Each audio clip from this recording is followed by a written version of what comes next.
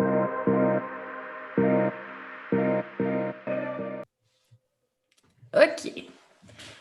Alors, bienvenue au podcast cette semaine. Je reçois le premier homme, jusqu'à présent, qui est le mari de Karine Ruel qu'on a eu plus tôt dans la saison, Dave Ruel, aujourd'hui qui est avec nous. Donc, Dave, il a beaucoup de chapeaux, mais c'est, entre autres, derrière lui, vous voyez le livre Done by Noon, il a écrit ce livre, et il a aussi fait les planeurs EFIC que j'utilise, qui sont vraiment bien faits. Donc, vous vous doutez que son domaine d'expertise, c'est l'organisation. Est-ce que tu aurais plus de précision à nous donner sur ce que tu fais?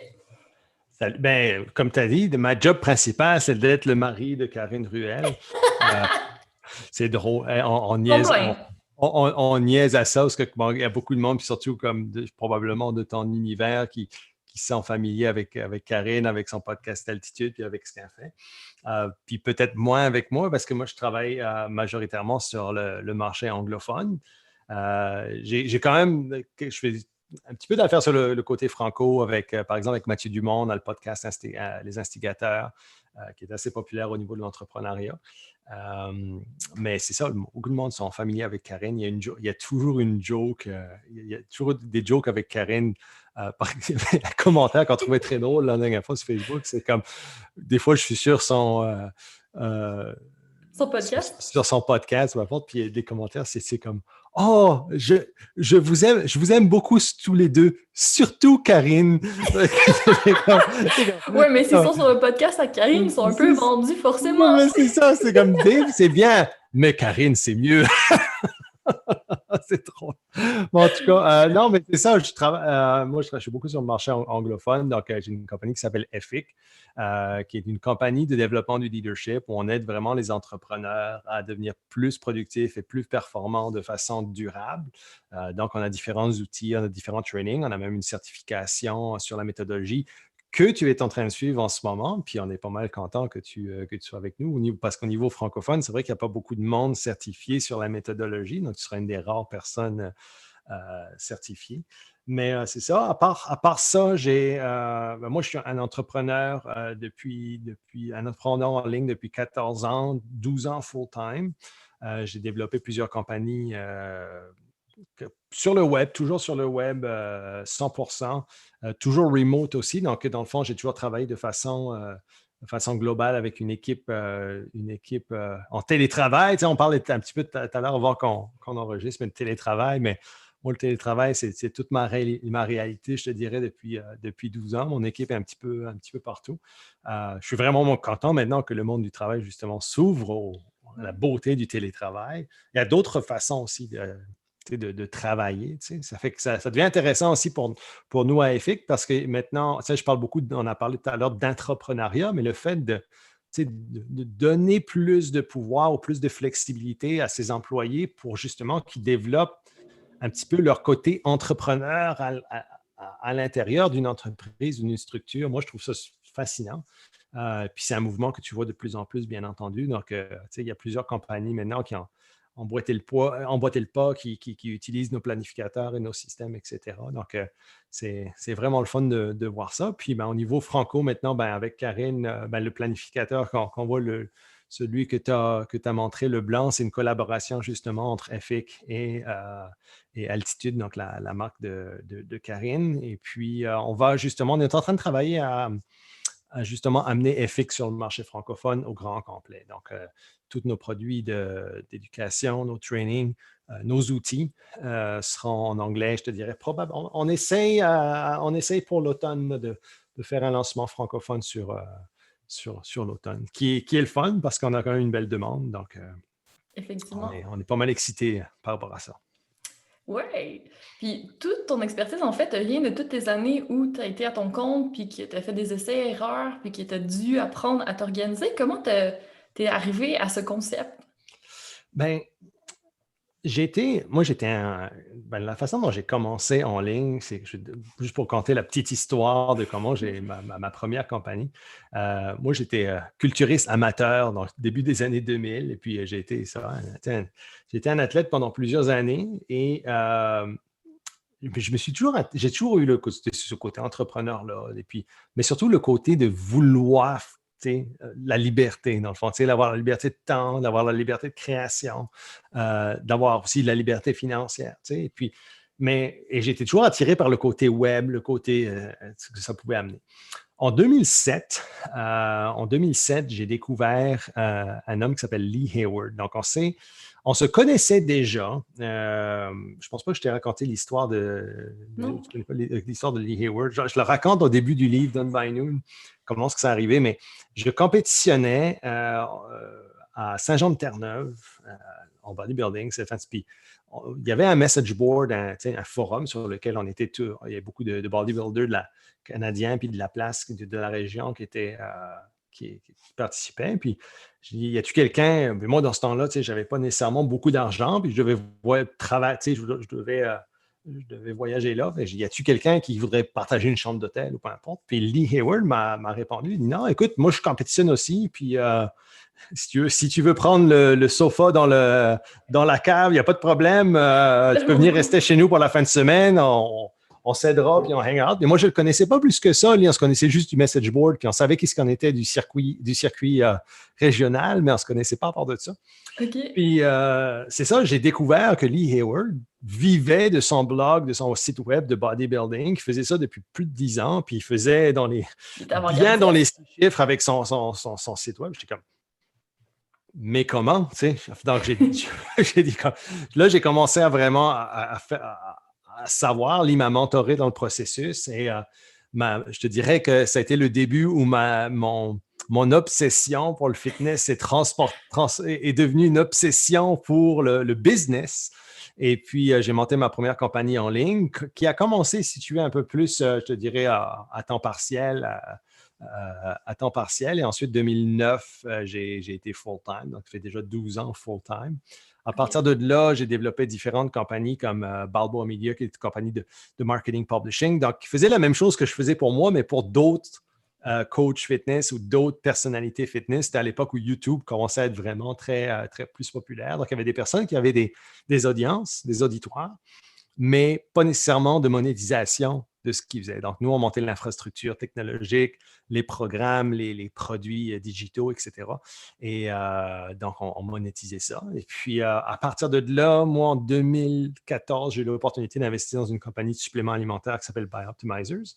Donc, c'est une compagnie plus, je dirais, basée qui est aux États-Unis, qui est spécialisé au niveau de la digestion beaucoup. Donc, il y avait des enzymes, des probiotiques, des choses comme ça, de la protéine, de chanvre, en tout cas, différents produits.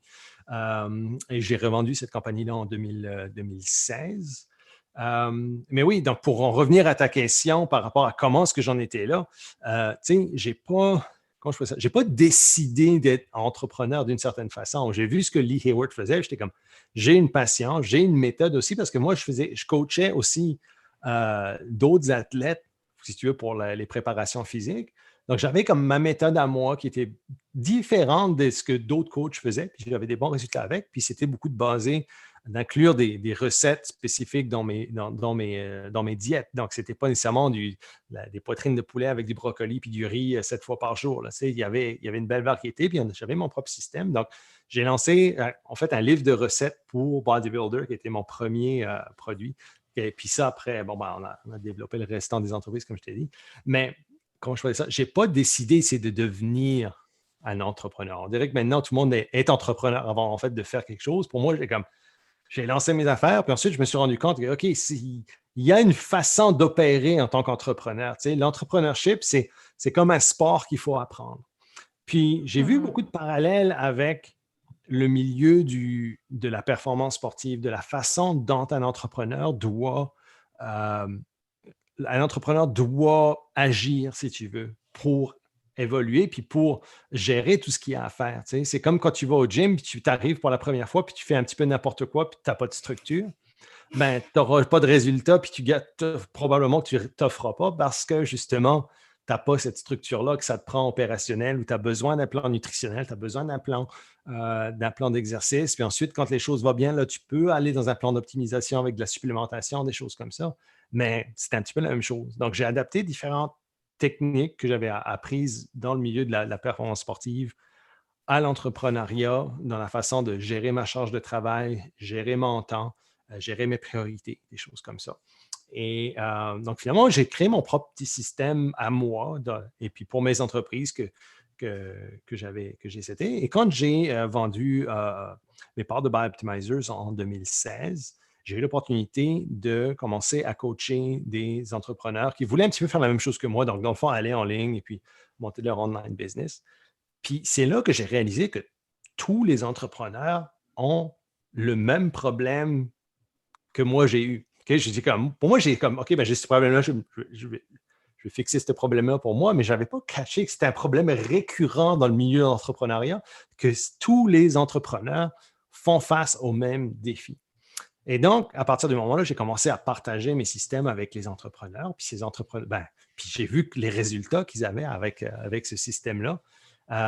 Donc, le coaching, dans le fond, m'a permis de développer ou de standardiser ces outils-là. Ces outils-là sont regroupés sous la bannière EFIC. C'est comme ça que maintenant, et puis que le planificateur EFIC est né, que le livre Done by Noon a été écrit et que la méthode s'est popularisée aussi et que maintenant, on a lancé l'année dernière la première ronde de certification. Donc, on est pas mal. C'est un petit peu, je te dirais, comme ça que la méthodologie est née. Je sais que ça fait 20 minutes que je parle de commencer. Mais tu sais, c'est important d'avoir le Non, mais je contexte trouve pour ça commencer à tellement arriver. fun parce que justement, tu t'es inspiré de ton entraînement pour créer une méthode qui s'applique à d'autres choses. Mhm. Puis, en fait, la santé, ça reste au cœur des préoccupations aussi parce que même si tu es entrepreneur ou pas, que tu travailles à temps plein, que tu as une famille, que tu as plein de choses à côté, comment tu fais pour rentrer tout ça dans ton horaire? Tu sais, c'est quand même...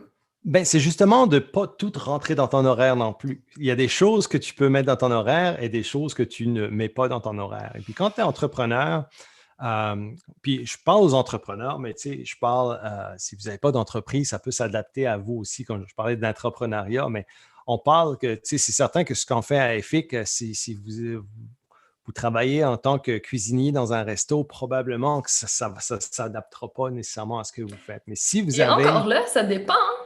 Un cuisinier Peut-être, qui a un objectif de courir un marathon, il va falloir qu'il gère son horaire, puis son entraînement, puis oui, d'autres choses à côté. On peut avoir plein de exactement. projets en parallèle de notre job salarié, dans le fond. Exactement. On peut parler du côté gestion de projet de cette façon-là. Je parle un petit Puis peu les de projets, façon... ça peut être dans n'importe quelle sphère. Oui, oui, non, c'est certain. Mais je parle vraiment au niveau global, la façon dont on approche la méthodologie de façon globale. C'est certain qu'on pousse beaucoup vers la responsabilisation, le self-leadership. Donc, le self-leadership, ce que c'est la gestion de soi. Okay? C'est la façon d'être le meilleur leader qu'on peut pour soi-même. Puis oui, c'est vrai peu importe que tu sois un entrepreneur ou que tu sois un cuisinier dans une entreprise, mais dans un restaurant, mais que tu as je dirais, des objectifs qui sont parallèles, admettons, comme tu as dit, courir un matin ou peu importe, mais il y a certains types de choses qu'il va falloir que tu mettes en action dans ta vie. Tu sais, que ce soit même au niveau où tu veux perdre 50 livres, ben c'est un petit peu la même affaire, la même façon dont il faut approcher la méthodologie.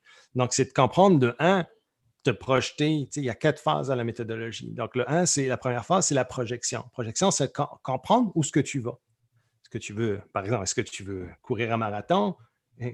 Est-ce que tu veux, en prendre par exemple, tu veux faire, je ne sais pas moi, un triathlon, qui est encore plus complexe. Encore plus de job.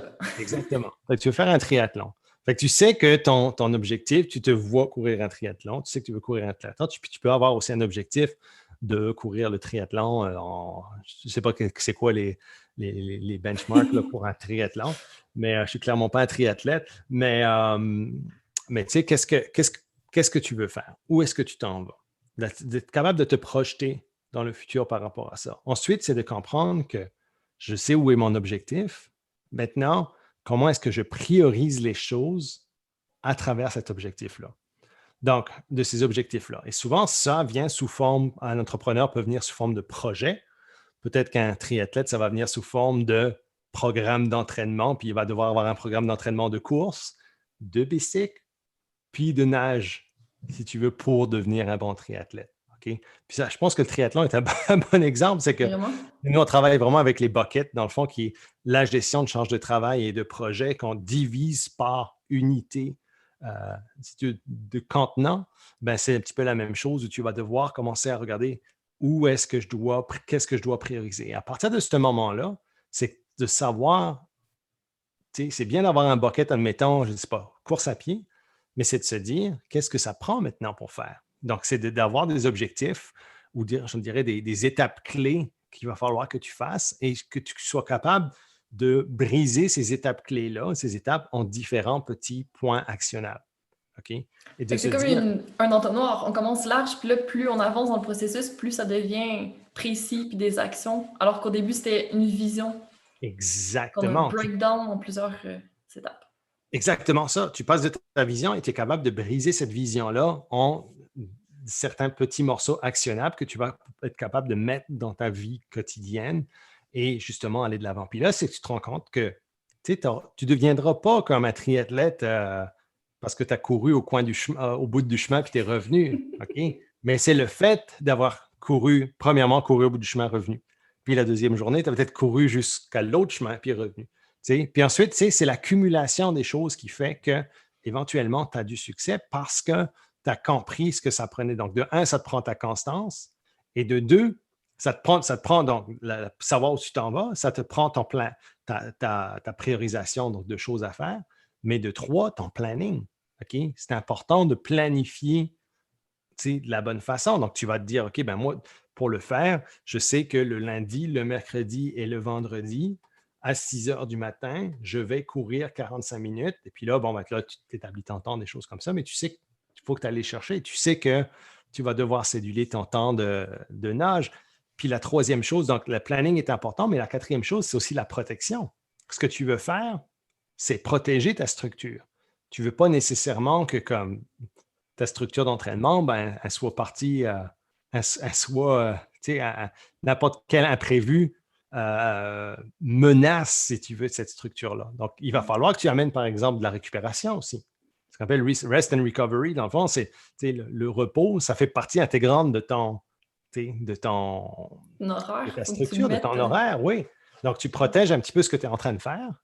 Et puis, c'est d'amener ça dans un environnement, je te dirais, de cohésion qui va faire que tu vas être capable d'amener, dans le fond, tes rêves, ta vision à une réalité, mais concrète.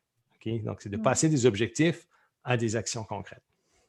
Donc, ça demande une certaine discipline. C'est là que d'avoir déjà fait du culturisme ou quelque chose qui te demandait vraiment d'être constant, de persévérer, ça aide sûrement. Mais tu sais, là où ça devient difficile, c'est quand ça commence à être la vraie vie, puis là, il y a plein d'imprévus, puis là, ben, on se dit, j'ai pas fait la moitié de ce que j'étais supposée aujourd'hui, puis là, qu'est-ce que je vais faire? Ouais. Puis là, c'est foutu, puis Ben, on commence à tourner en boucle dans notre tête en se disant que ça marche pas, notre affaire. Qu'est-ce qu'on fait dans ce temps-là? c'est pas que ça ne marche pas, c'est la façon dont on va réagir qui ne marche pas. Donc, c'est la façon dont on va l'aborder. Le problème est que, tu sais, puis je parle souvent de life and business harmony, d'harmonie vie-travail, dans le fond, c'est que ce n'est pas une compétition entre les deux. C'est quelque chose qui va s'harmoniser où tu vas avoir vraiment comme besoin de cette harmonie-là entre les deux pour que ça fonctionne. Puis à un moment donné où ta vie va prendre un petit peu plus je te dirais, Le dessus? le Plus de dessus, temps pour va être le agenda? guide, comme dans une danse, dans le fond, ben, un petit peu, ta vie va la guider à un moment donné, puis d'autres fois, ça va être ton travail, puis c'est de savoir comme qui fait quoi à quel moment. Ceci dit, il y aura toujours des imprévus, que ce soit dans ta vie ou dans tes affaires, ça arrive. Et je pense que ce qui est important à ce moment-là, c'est de toujours être dans une position euh, d'évaluation de ce qui se passe. OK, pourquoi? Maintenant, tu dis, OK, ben, c'est arrivé, pourquoi est-ce que je n'ai pas réussi à atteindre, je n'ai pas réussi à aller courir 3 fois cette semaine? Ben là, tu dis, ah, ben, parce que ça est arrivé, ça est arrivé. So, tu as deux choix. Soit c'est tu es une victime de ce qui t'arrive, donc tu es une victime de l'environnement, si tu veux, réactif, ou c'est des excuses. OK? Donc, si c'est des excuses, là, il faut que tu travailles sur toi-même. Ce n'est pas nécessairement un problème de structure, c'est vraiment un travail interne qu'il va falloir faire. Mais si tu es en mode réactif, donc que tu passes ton temps à réagir à des choses qui arrivent dans ta vie ou dans tes affaires, ben peut-être que au lieu d'être un problème, c'est de le voir comme une opportunité d'arranger les choses et puis d'implémenter peut-être des meilleurs systèmes ou des meilleures routines, des meilleures habitudes qui vont te faire une meilleure structure, qui vont faire que ça va être possible. Donc, des fois, ce n'est pas de se dire, ah ben là, ça fait 2 semaines que ça ne marche pas, ça ne marchera plus jamais. Non, c'est pas ça. C'est une question de constance aussi. Puis c'est de dire, la constance, c'est comme, quand je fais ça, des fois, tu vas aller au gym, puis tu vas tu ne vas pas lever aussi pesant, tu ne vas pas réussir à faire le même nombre de répétitions que la semaine passée. Ça ne veut pas dire qu'il faut arrêter. Ça veut dire que contextuellement, il y a peut-être quelque chose qui veut dire que hey, j'étais peut-être plus fatigué cette semaine. J'avais mal au coude cette semaine parce que c'est un petit peu plus irrité. Qu'est-ce qui va se passer dans ce temps-là? Qu'est-ce que tu dois faire pour te raméliorer? Peut-être que ça va te prendre une journée de repos, ça va te prendre d'aller au physiothérapeute. Il y a différents cas de figure. Tu comprends-tu? C'est de comprendre. L'imprévu arriver puis trouver des solutions au lieu de dire c'est terminé trop tard. Ouais, c'est exactement ça. Donc, même si tu es la personne, puis c'est comme, bon, on en jasait juste avant qu'on enregistre, mais tu as beau être la personne, puis ça m'arrive à moi plus souvent qu'à mon tour, j'ai beau être la personne la plus proactive puis la plus organisée que tu vas avoir, il y a des semaines où, on va se le dire, c'est de la merde. Ça marche pas. Fait que ça arrive. Il faut arrêter de se dire comme, de subir ça, c'est de dire, regarde, écoute, this is what it is, qu'est-ce que je peux faire? Puis dans le planificateur, on a sa section, la section de la revue hebdomadaire de chaque semaine où on fait un petit peu un bilan. On passe en revue la semaine, dans le fond. Puis on voit, OK, ben, qu'est-ce qui a fonctionné? Comment je me suis senti? Puis qu'est-ce qui n'a pas fonctionné aussi? Puis qu'est-ce que je vais faire pour m'améliorer la semaine prochaine? Donc, c'est tout le constat de ce qui se passe au lieu de dire, c'est comme, OK, voici ce qui se passe, voici ce qu'on peut améliorer, on va travailler la semaine. Ça ne veut pas dire que la semaine prochaine, tu vas être absolument, tous tes problèmes seront partis, mais tu auras cheminé vers, si tu veux, une façon de faire. C'est un petit peu comme, je pense ça, tu vas faire ton mouvement, un exercice, tu vas faire du bench press, admettons, puis tu vas faire ça, et puis il y a quelqu'un qui va dire, ouais, mais là, tu verrais, si tu mettais tes coudes là, un petit peu plus à 45 degrés, tu pourrais avoir une meilleure performance. Là, tu dis, OK, ben c'est ça, ben, je vais faire ça la semaine prochaine. Puis là, tu vois, hey, tu as une petite correction, puis là, tu t'améliores. Puis toi, finalement, tu te rends compte que toi, quand tu mets, au lieu de mettre à 45, que pour toi, par rapport à ta biomécanique, tu les mets à, je sais pas moi, 50 degrés, tu as encore une meilleure. Push. Fine. Tu travailles avec ton contexte personnel. Puis il faut toujours comprendre le contexte personnel aussi de chacun. C'est important. Puis se donner un peu de temps aussi, parce que là, la manière dont la méthode fonctionne, c'est sur un trimestre, donc 90 jours. Tu sais, même s'il y a 7 jours qui vont moins bien, il y en a quand même d'autres en arrière. Là. Ça veut pas dire que ce qu'on avait fixé au début, on l'atteindra jamais. Peut-être que ça va prendre un peu plus de temps, un peu moins. On sait jamais l'avenir, comment ça va vraiment se passer. Puis je pense que plus on avance dans la méthode, plus on commence à comprendre à quelle vitesse aussi on est capable d'interagir, puis d'adapter. Parce que peut-être qu'il y en a qui atteignent plus d'objectifs que d'autres, peut-être qu'il y en a qui ont des objectifs plus gros que d'autres aussi qui vont prendre plus de temps forcément. C'est tellement variable, c'est un vaste monde qui est toujours en évolution, en progression, en amélioration. Ben, regarde, Andréane, toi et moi, on peut avoir les mêmes objectifs. Disons que toi et moi, on va courir un marathon. Puis on part beginner ou un triathlon, puis on va partir débutant tous les deux. Puis toi, finalement, tu vas te rendre compte que tu es beaucoup plus doué que moi pour courir, puis pour nager, puis que moi, c'est pas mal plus laborieux. Ben, guess what? C'est correct. Il faut travailler avec son contexte. T'sais. Je pourrais dire, ben, je suis pas Andréane. Non, je suis moi. Ben, peut-être que ça me prendra un petit peu plus de temps. T'sais. Moi, je l'ai fait. C'était une grosse leçon pour moi comme, au niveau de la gestion des attentes aussi.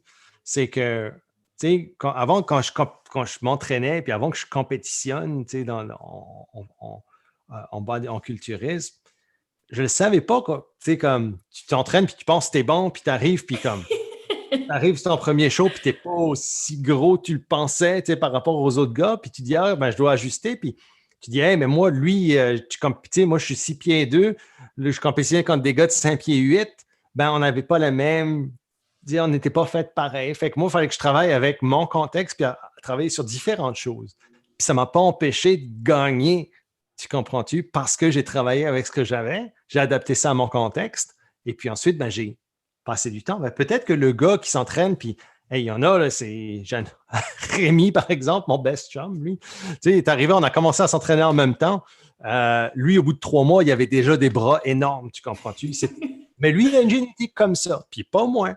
Mais tu sais, l'un dans l'autre, après, comme moi, j'ai dû travailler sur certaines choses ou différentes affaires. Mais pour lui, par exemple, il y a ça, mais il y a certaines body parts ou moi, j'étais mieux que lui ou peu importe, mais c'est de comprendre ces choses-là, puis que ça ne se passe pas juste, tu disais, c'est juste 4 jours, puis il y en a 90, mais c'est juste un trimestre, puis il y en a 4 par année.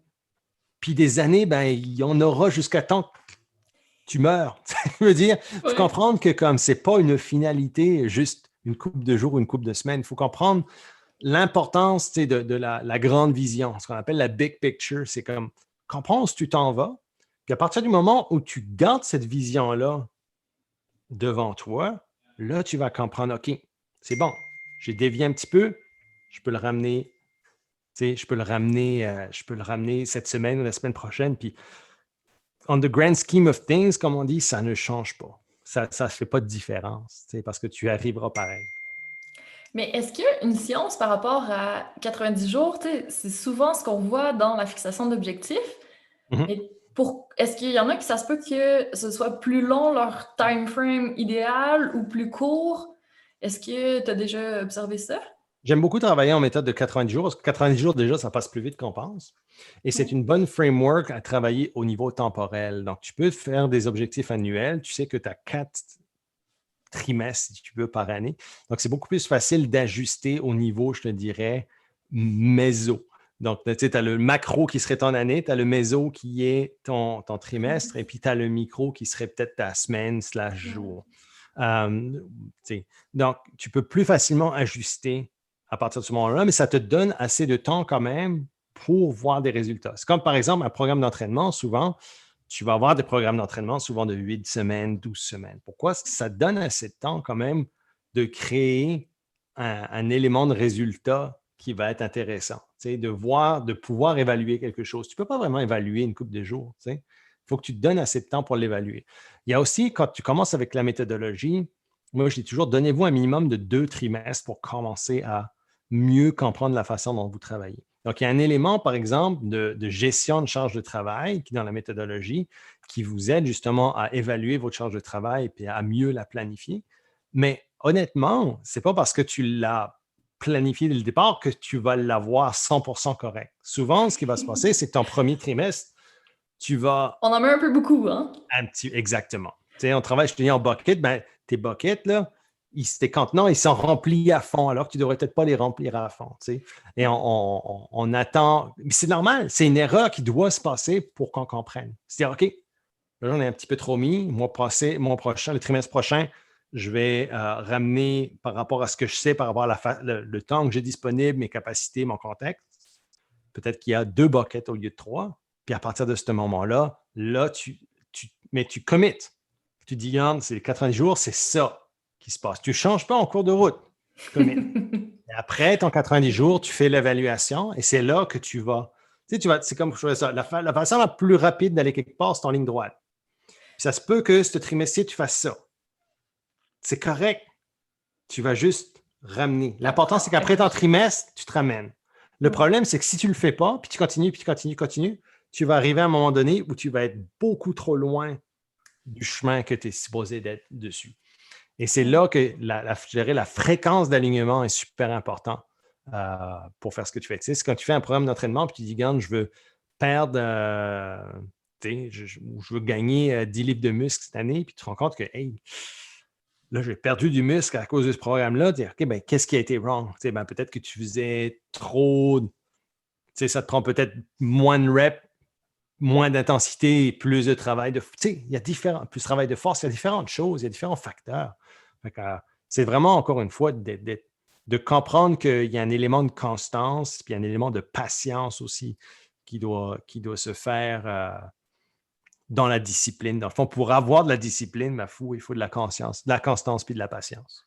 Oui, mais dans le bilan hebdomadaire, ça, c'est vraiment une bonne chose qu'on soit comme incité à retourner voir nos guidelines annuels puis ce qu'on a mis aussi pour le trimestre.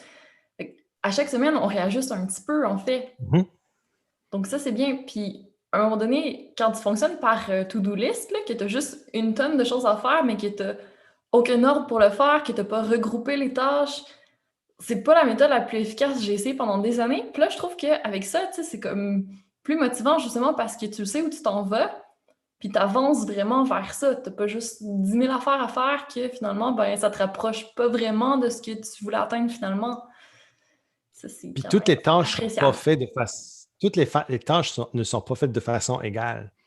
Tu vas avoir des tâches qui vont être beaucoup plus importantes que d'autres.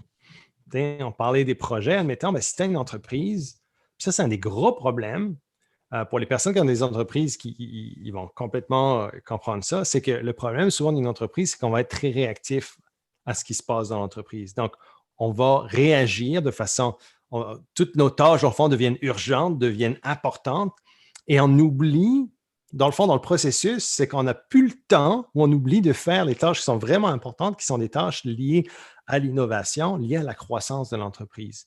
Tu sais, des projets, puis dans la méthodologie FX, c'est une des 4 types de tâches avec lesquelles on travaille. Ce sont les projets, donc les roches, les rocks.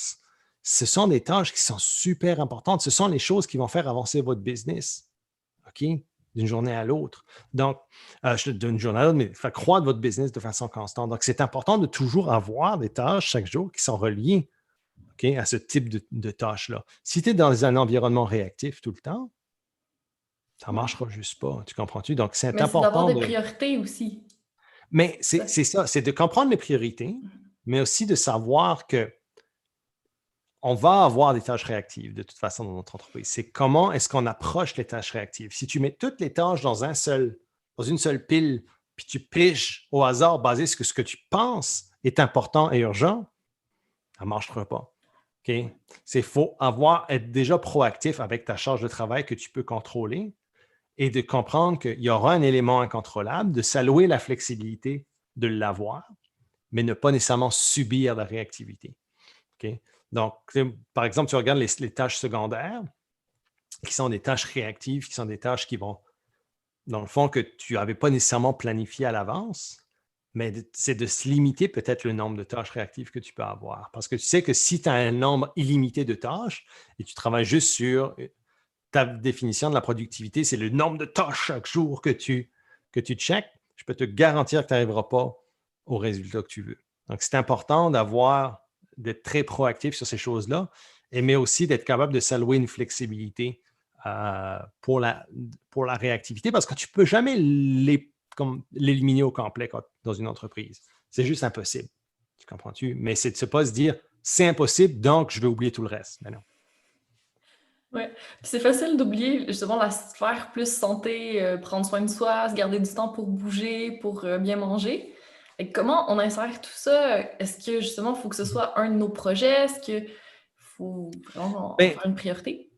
il faut en faire une priorité. Donc, il y a deux types de tâches qui sont des priorités. Puis, on peut en parler, par exemple, au niveau business, mais que ça peut s'appliquer aussi au niveau personnel. Le deuxième type de tâches, on a parlé des rushs, qui sont vraiment les tâches qui sont reliées au projet. Les routines, qui sont des tâches, dans une entreprise, ce seront des tâches qui sont, je te dirais, récurrentes dans une entreprise, que tu n'as pas le choix nécessairement de performer pour le bien-être de ton entreprise, qui ne sont pas nécessairement réactives, mais que tu n'as pas le choix de faire parce que justement, ça fait partie des opérations de ton entreprise. OK? Je ne sais pas, par exemple, tu as un gym, admettons, il faut que tu laves ton gym. OK? Il faut que tu passes la mop. Tu sais, il y a différentes choses que tu dois faire pour justement que ton gym reste ouvert parce que si tu ne le fais pas, ben guess what? Il n'y a personne qui sera là. Il faut que tu ailles huiler tes machines. Tu sais, c'est des routines. Mais au niveau de ta vie personnelle, il faut aussi que tu établisses un certain nombre de routines et de rituels dans ta vie pour justement atteindre des objectifs santé. Donc, ça peut être, admettons, une routine matinale, ça peut être peu importe. Mais Et nous, vous dans la avez donné façon. plein de bonnes suggestions à ce sujet-là. Mais tu sais, il y a beaucoup, beaucoup, beaucoup de choses qui peuvent être faites. Moi, quand je travaille en étant avec des entrepreneurs, et puis les entrepreneurs sont très, très bons à négliger leur bien-être et leur santé, Malheureusement. malheureusement, si tu veux, dans le processus de travailler pour leur entreprise. Il faut ramener souvent des choses de base en tant que routine. C'est par exemple, tu regardes dans le planificateur, on te donne une self-care, une routine de self-care, de bien-être quotidien, qui n'est pas nécessairement une routine du matin ou peu importe, mais qui est une routine à suivre sur le long de ta journée ou de choses à cocher que tu dois faire minimum. Donc, par exemple, il y a l'hydratation. Hydratation, énorme problème récurrent pour tout le monde. Personne ne s'en rend compte. Beaucoup de problèmes de santé sont liés à la déshydratation. On n'est juste pas assez hydraté, point. Donc, c'est d'amener une routine qui va t'assurer que tu vas être capable de t'hydrater. Donc, le truc qu'on donne généralement, c'est le verre d'eau. Le matin, tu te réveilles, grand verre d'eau. Et ensuite, juste après avoir bu ton grand verre d'eau, tu te remplis une bouteille d'eau de 2 litres qui sera ton eau pour la journée. Puis tu peux même boire encore plus que ça. Boom, there you go. Et c'est plus qu'une 2 litres, ça? C'est une 4 C'est litres? un gallon! Un gallon, c'est ça, là. There you go.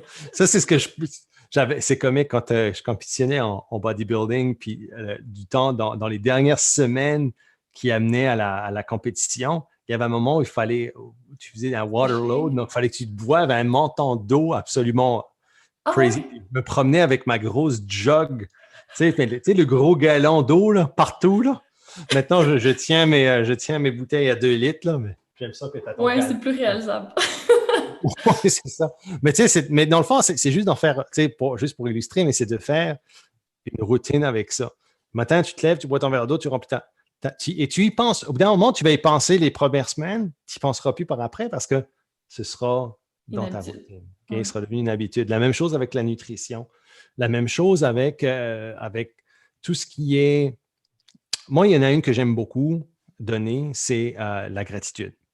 Ça, c'est quelque chose au niveau de la santé mentale. Puis, on parle beaucoup de santé puis de santé physique, mais la santé mentale, surtout dans le milieu de la performance puis de l'entrepreneuriat, ou même, peu importe dans quel milieu vous êtes, euh, le milieu du travail est un environnement de performance de plus en plus. C'est comment vous allez prendre soin de ce qui se passe entre vos deux oreilles. Puis, une des petites méthodes où je te dirais, méthode proactive, justement, de prendre soin de ce qui se passe dans tes deux oreilles, c'est la gratitude. Il y a différentes façons de le faire. Karine a le journal de vie, par exemple, qui est un journal de gratitude où tu dois lister tes gratitudes. Il y a différents exercices, mais il y a aussi elle fait aussi beaucoup les routines. Tu vois comment dans nos méthodologies, ça se Cohérent. relie, ça se touche. Mais c'est d'amener un élément qui est digeste, si tu veux, pour les gens. Fait que, par exemple, dans le planificateur, tu as la phrase de reconnexion qui est en haut à droite du planificateur tous les jours, qui te dit aujourd'hui, où tu dois remplir dans le fond, dans l'espace, aujourd'hui, je suis reconnaissant pour blanc et je garde en tête que blanc. Ça, ce que ça fait, dans le fond, c'est que chaque jour, ça te force dans ton cerveau d'être reconnaissant pour des choses que tu as. C'est super facile, surtout en tant que personne nord-américaine, nous autres, où on vit quand même très confortablement par rapport au reste du monde. On est un petit peu chouchouté et puis on oublie un petit peu des choses importantes qui sont dans la vie. T'sais. Souvent, comme Karine donne l'exemple à ses clients, c'est comme sois reconnaissant, par exemple, pour tes 2 mains. Tu as 2 mains. Si tu as 2 mains, comme tu es ultra chanceux. Okay? Tout ce que tu ferais comme tu n'avais plus de doigts ou plus de mains, je peux te garantir que ce serait pas mal plus difficile de faire ces affaires. Fait que si tu as 2 mains, ben, sois reconnaissant pour ces choses-là. Moi, des fois, je suis comme, hey, je suis reconnaissant d'avoir de l'air, puis dans l'air, il y a de l'oxygène qui fait marcher les poumons, que je puisse respirer. Quand tu penses à ça, là, quand tu le ramènes à ce niveau-là, c'est comme, c'est mental. Tu dis, mais c'est complètement. Là, ça rend tes petits problèmes, ton petit drame personnel complètement irrelevant. Là, C'est vrai. je suis reconnaissant il fait moins 20 ici au Nouveau-Brunswick aujourd'hui. Je suis reconnaissant d'avoir un système de chauffage dans ma maison. Parce que, guess what, si je n'en avais pas, ce serait pas mal plus Vraiment. tough. Non, mais c'est des niaiseries. Puis là, Oui, ben oui, mais c'est ça. Puis ça se cultive, puis ça paraît stupide de même. Mais à force de faire des répétitions comme ça tous les jours, je peux te garantir que ta santé mentale, ben, puis surtout dans des temps comme ici où ça va être, c'est facile de voir les choses du mauvais côté parce que on est dans je te dirais, dans un temps un temps de notre vie qui est peut-être plus difficile. Mais guess what? La gratitude, puis ça fonctionne. Puis si vous êtes une personne anxieuse, par exemple, essayez-le. Je peux vous garantir que ça fonctionne pour l'anxiété. Pas des petits médicaments qui vont mettre un band-aid un pansement sur le bobo. Là. Mhm. Ça, c'est le médicament ultime contre l'anxiété, c'est justement la Ouais. gratitude. Ça ajoute un élément un petit peu plus énergie féminine aussi, tu sais, pas toujours être dans la performance, faire, tu sais, on peut alterner entre les deux, puis ça va juste nous permettre d'arriver à notre but sans être épuisé non plus, parce que si on pousse trop, qu'on se vide complètement, ça aussi c'est un autre piège à éviter quand on essaie de s'organiser puis qu'on tombe dans l'over-performance. C'est pas Mais encore une forcément fois, efficace. c'est comment est-ce qu'on définit la performance. Puis ça, c'est un des gros problèmes, un des problèmes de société comme et un des problèmes de culture aussi, très propre à la culture entrepreneuriale et je te dirais même nord-américaine en général. C'est la culture de plus. C'est la culture de justement d'en donner plus au niveau de ta productivité. Quand tu regardes la productivité, la définition de la productivité, c'est si tu veux, ce qu'on appelle en anglais output over input. C'est dans le fond, c'est ce qui sort comparativement à ce qui rentre. OK? Fait que si tu es une machine, c'est tout ce que tu mets dans ta machine, ben, combien est-ce qu'il va en sortir à la fin? T'sais? Puis souvent, la mesure, c'est combien est-ce qu'il en sort. Fait que là, tu te dis, OK, ben, c'est le plus possible qu'il en sort. Ben, moi, c'est la machine, c'est le plus que je peux filer de la machine que je vais faire. Fait que là, si tu opères sur une optique de plus, puis tu le vois comme ça, est-ce que c'est réellement ça, la performance? Est-ce que c'est vraiment ça le plus? Ou c'est le fait de regarder ce qui sort de la machine, c'est vraiment ce que je veux qui sorte de la machine. Pas plus, c'est ce que je veux qui sorte de la machine. Puis Est-ce ce qu'on qui peut rentre dans la faire machine, mieux au lieu de faire plus? faire mieux et de façon plus responsable et de façon plus durable.